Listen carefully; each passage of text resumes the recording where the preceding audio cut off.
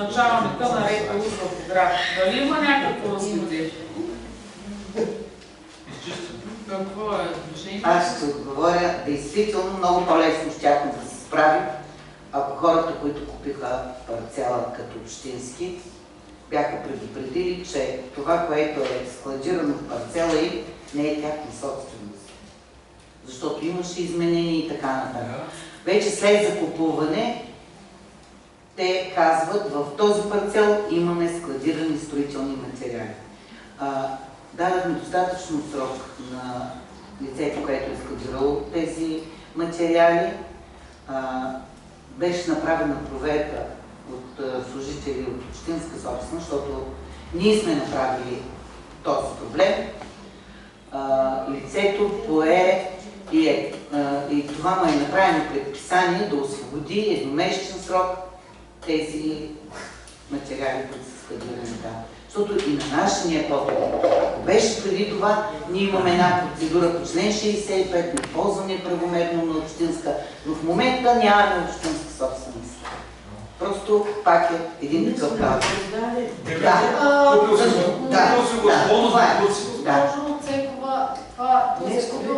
Госпожо Педжинска,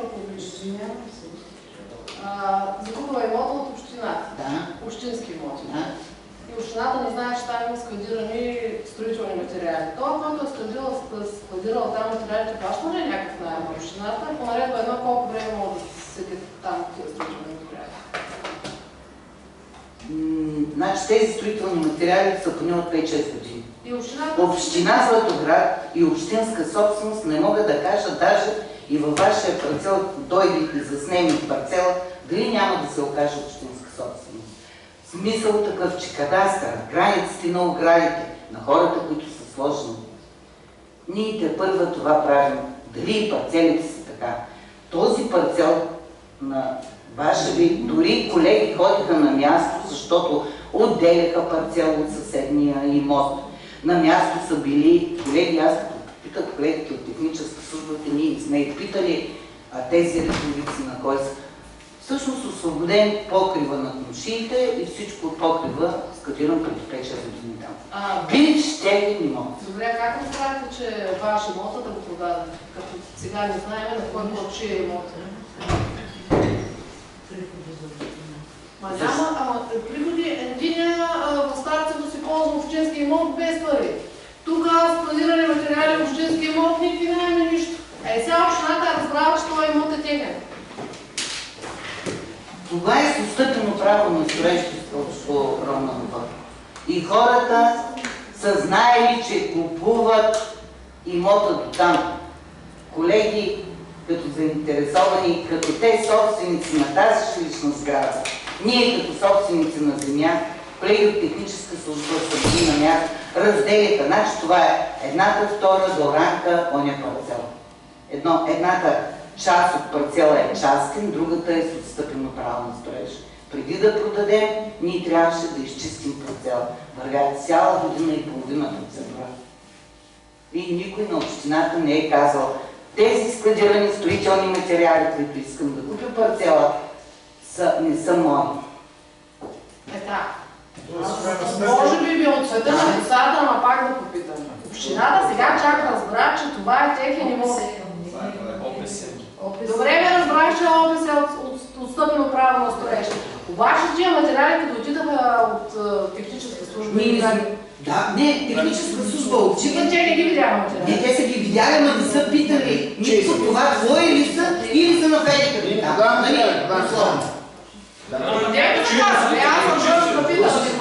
Това правят в момента. В крайна сметка се явява, че общината си изхвърля бокуци абсолютно всякъде. Разрешение в общинска може да се изхвърля. Нищо не се е направило общината.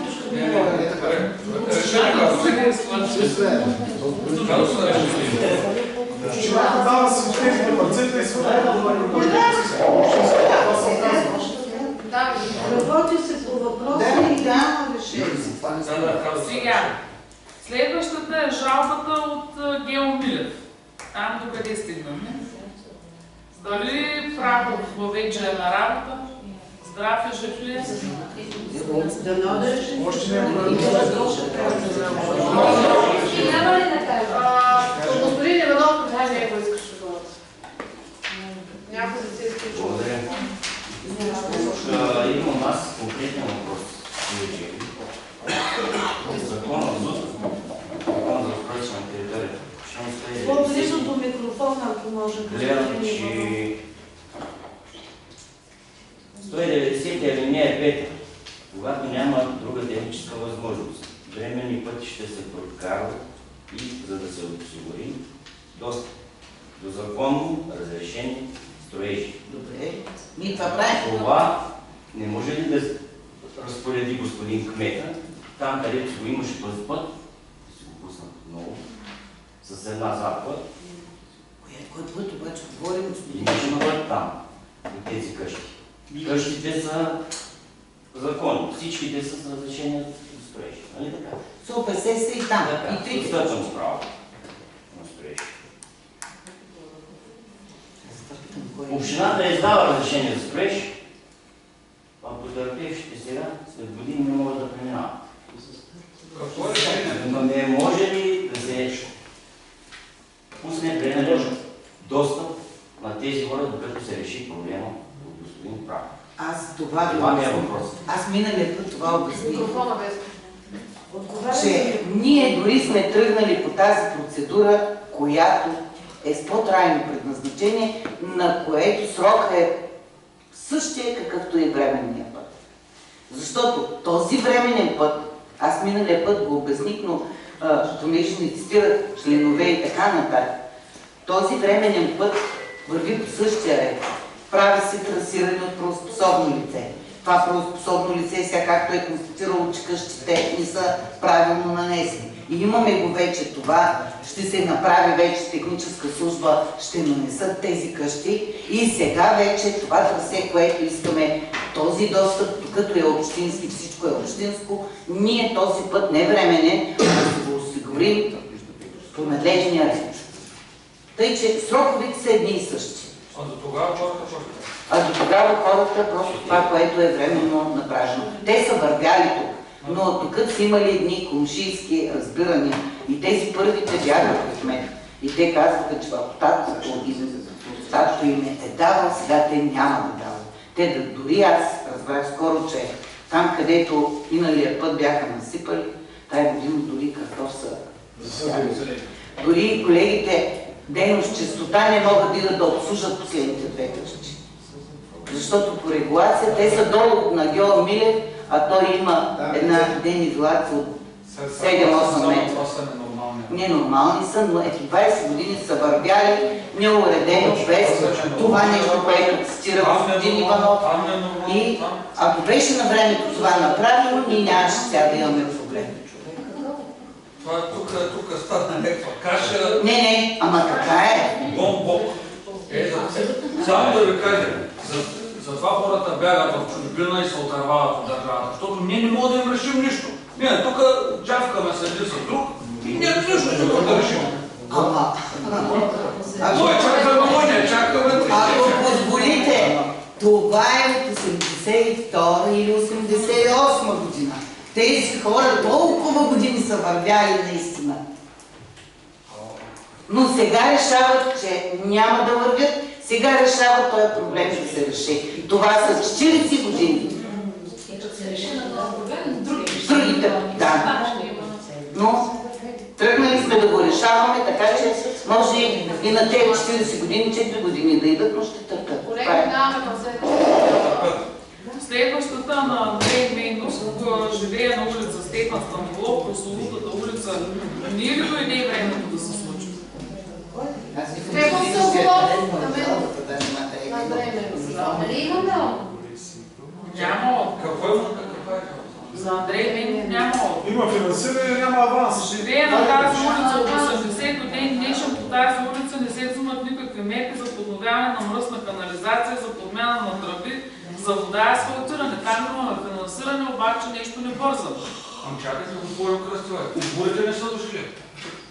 Точно сега, Как искате да се задействат? 3 месеца преди изборите. Да, думата се сказва.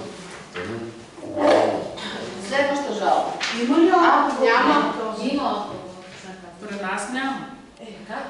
Това е следва Светлов. Аз имам лична информация, не съм я получил от вас. Аз имам информация от друго място.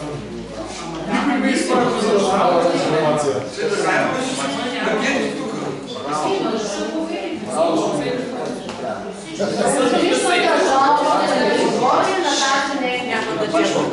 Имало е предишна жалба, тази жалба тази няма. Отговорът е един и същи. Какъв е?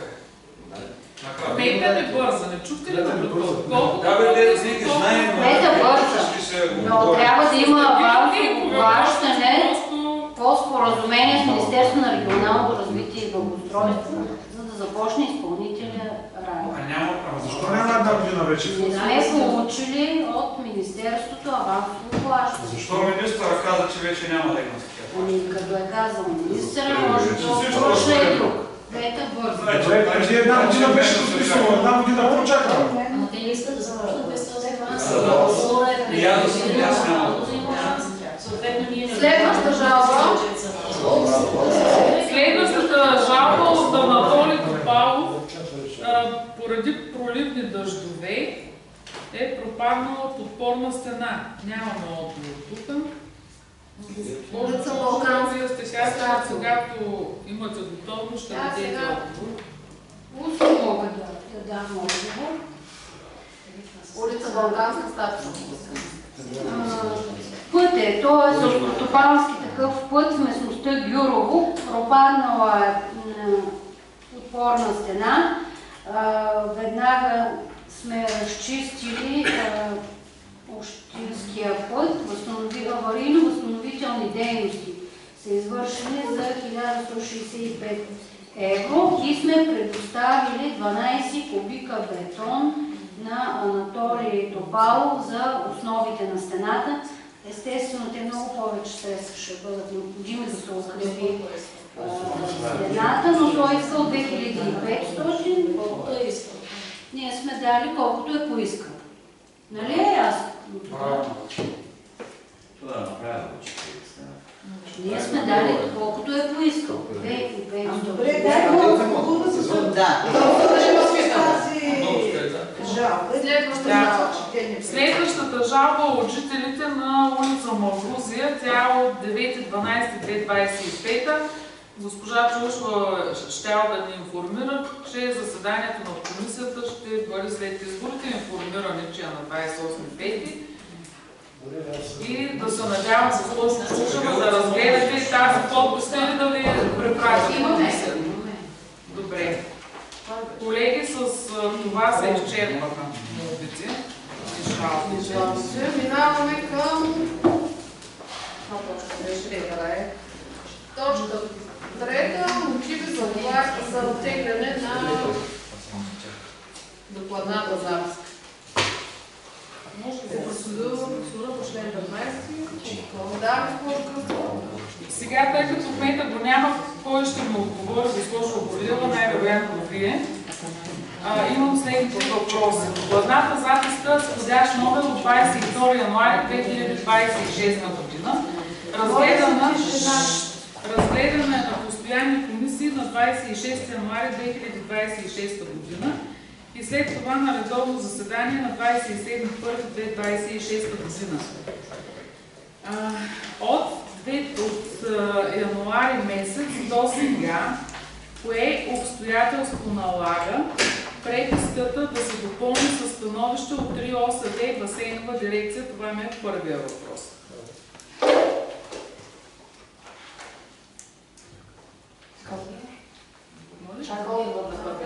Първия чакам, защото не свързан с вашия отговор. Разглеждайки преписката, установихме, че няма становище от ЙОСАБ и басейнова дирекция предвид наличието на терен за озеленяване, което сме описали и в докладната записка. По-добре да минат и тия съгласувания, защото сега експертният съвет е констатирал, че има на място ДР, попада в ДР и господин Симеонов е поел ангажимент да проектира и реализира водосток, с което ще обезпечи строителството в имота си, но считаме, че по-редно е да бъде тази идея защитена и със становище на РИОСВ и на басейнова дирекция. Това становище е съгласувано и с главния. Кога се случи това и кои вие решихте, че трябва да има такова становище на експертен съвет именно отново?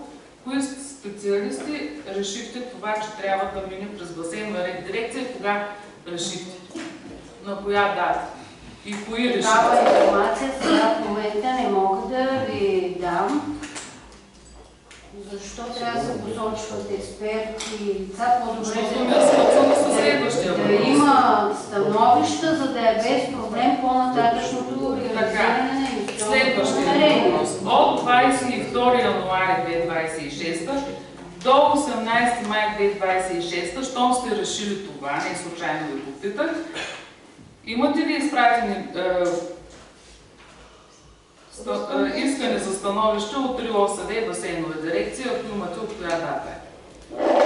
Аз мисля, че оттеглянето на докладната не се мотивира. Вие сега ни карате тук да отговаряме на въпроси, свързани с мотивите за оттегляне. Кметът просто е посочил намерението да има и тези два документа, за да може инвестиционното намерение в бъдеще да се реализира по правилата. Експертният съвет е пропуснал тези две съгласувания да ги поиска. Госпожо Чулшева, ако нямате искане от РИОСВ и басейнова дирекция, предайте на кмета, че е много грозно да намесва политиката с личните инвестиционни намерения на колеги, присъстващи на тази маса, защото е грозно. Ние никога като общински съветници не сме намесвали бизнеса на кмета на тази маса. Защото е грозно да има инвеститор, който да желае да инвестира в Златоград и политически причини да налагат това да бъде спрямо. Защото всички тия неща, които ги измислите, в момента сте си ги измислили. Ако намеренията ви бяха сериозни, от 22 януари до 18 май имало достатъчно време, за да отправите писма до РИОСВ и басейнова дирекция. Аз ще направя писмено запитване до РИОСВ и басейнова дирекция, дали до момента има постъпило такова писмо от кмета на общината и ще го заявя публично как се пречи на инвеститори в община Златоград поради политически причини. Благодаря. В тази връзка другите, които минават по този ред и за тях, утре други ден, за тях искани ли са такива неща от басейни дирекции? РИОСВ. Да, госпожо Чулшева. Инвестиционните предложения се представят от инвеститорите, а не от кмета на общината. И, да, всички преписки минават със становища от РИОСВ и басейнова дирекция. Това са наредби, екологични програми, проекти. Естествено, че не всякакъв вид обекти минават. Има си определени разпоредби, които сочат, в зависимост от вида на обекта, какво съгласуване да бъде направено. А когато е постъпила докладната записка към януари месец, защо не сте искали тогава от басейнова дирекция тези неща? Сега ли да кажете да разбере? Това е пропуск на експертен съвет, според мене. Защото по принцип във всяка една преписка има тези съгласувания. Всяко едно инвестиционно намерение се представя пред РИОС, регионалната инспекция, която преценя дали е необходимо да се прави екологична оценка, дава становище по инвестиционните предложения. Във всяка една преписка ги има тези неща. Да, видно е, че просто не искате да се случи това обект и си търсите някакви поводи, то става вече направо смешно. То не е жалко. Може ли аз да кажа? Да, госпожо, за вас да да като общински съветник от толкова много време ще си позволя да кажа една истина, която всички знаят. Не защото Антон Симеонов стои от тази страна на нас, а защото включително и Антон Симеонов поне 6-7 пъти е гласувал за промени в Златна ферма. И защото включително и Антон Симеонов е чакал да дойдат поправките и сме местили точки и мисля, че голяма част от хората тук се ги спомнят. Когато идваха грешни проекти и ние местихме точките от едно място на друго. За Златна ферма. И когато всяко нещо, което Златна ферма е пожелала да се направи, ние тук не сме искали нито басейнови дирекции, нито РИОСВ. Това, което се случва в момента, е груб прецедент в община Златоград и е добре златоградчани да го знаят. Появява се човек, иска да направи нещо, ние подкрепяме инвеститорите и после какво започваме да създаваме спънки. Видите ли, чак експертния съвет, ами сменете го този експертен съвет, като в него има некомпетентни лица, включително и вие сте в този експертен съвет, госпожо Чулшева. Тоест, бихме могли да се съмняваме във вашата компетентност, след като след толкова време установявате, че нямаме становище на РИОСВ. Хайде да спрем да си играем и да говорим глупости. Препоръчвам ви, излезте и попитайте бизнесмените, попитайте местните хора. Какво правим с инвестициите? Що не справяме хората с къщурките тук? Защото са хора на кмета. Казвам го в прав текст и не се срамувам и не се страхувам. Сега ще спреме един инвеститор, на другия ще му се кланяме, разбира се, и така нататък. И всеки следващ ще си помисли дали да инвестира. И аз определено съжалявам местния бизнес. Изключвам групата около господин Янчев. Местните бизнесмени, оформени в тази група. Но определено съжалявам местния бизнес. Какво ще правят тия хора? Ние ще им създаваме нон-стоп спънки. Не стига, че те живеят в един Златоград с шепа народ и не се знае бизнеса им какъв е. И не е моя работа да го оценя. Ами ние ще създаваме проблеми. Признайте, решавате, че няма да дадете съгласие, всъщност решавате, че Антон Симеонов не ви е подходящ инвеститор, така ли? Че вие по същата логика може да решите за всеки друг? Хайде да спрем да се играем на това, което не бива да става и което не бива да се казва, но ме принудите, защото това е инвестиция, за която поне от 2 години се говори. И кого ще спрем? Ще спрем местните хора да инвестират в Златоград, ми ще поставят не младите, всички ще не оставят, защото на тази маса има и други хора, които имат бизнес. И ако общината като институция се отнася по такъв начин към инвеститорите, давайте да затриваме тази община и да се преместваме към някаква друга, поне тия на моята възраст, дет сме останали, защото младите няма да се върнат и по същата причина. За мен е прецедент да има инвеститор, да иска да облагороди мястото, да създаде работни места, да се развият бизнеси, да се задържат млади семейства в Златоград и точно тук общината да се явява пречка. Защото това е пречка от страна на общината да се го говорим прав текст. Колеги, аз предлагам да вземете решение до заседанието да бъдат представени писмено мотивите, които са наложили, на въпросите да ми бъде отговорено.